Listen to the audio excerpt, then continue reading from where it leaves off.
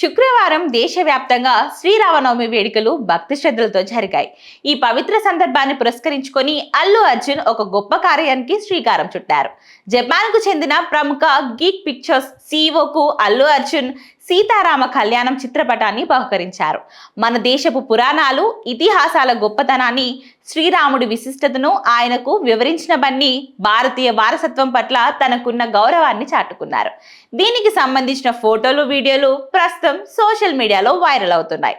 మన సంస్కృతిని ప్రపంచానికి చాటి చెప్పడంలో బన్నీ చూపిస్తున్న చొరవను నెటిజన్లు ప్రశంసలతో ముంచెత్తుతున్నారు. ప్రస్తుతం అల్లు అర్జున్ తన తదుపరి చిత్రాన్ని కోలీవుడ్ స్టార్ డైరెక్టర్ అట్లీ దర్శకత్వంలో చేస్తున్నారు. పుష్ప 2 తర్వాత వస్తున్న సినిమా కావడంతో దీనిపై అంచనాలు ఆకాశాన్ని తాకుతున్నాయి. సన్ పిక్చర్స్ పథకంపై అత్యంత భారీ బడ్జెట్ తో ఈ చిత్రం రూపొందుతుంది. ఈ క్రేజీ ప్రాజెక్ట్ లో బాలీవుడ్ బ్యూటీ దీపికా పదుకొనే హీరోయిన్ గా నటిస్తున్నారు. వీరిద్దరి కాంబినేషన్ వెండి తెరపై ఒక విజువల్ ఫీస్ట్ లా ఉండబోతుంది.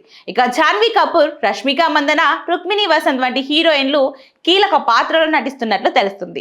ఇప్పటికే ఈ సినిమా 70% చిత్రీకరణ పూర్తి చేసుకుంది. చిత్ర బృందం ఎక్కడ ఉన్నా చిన్న లీక్ కూడా బయటకు రాకుండా అత్యంత జాగ్రత్తలు తీసుకుంటుంది.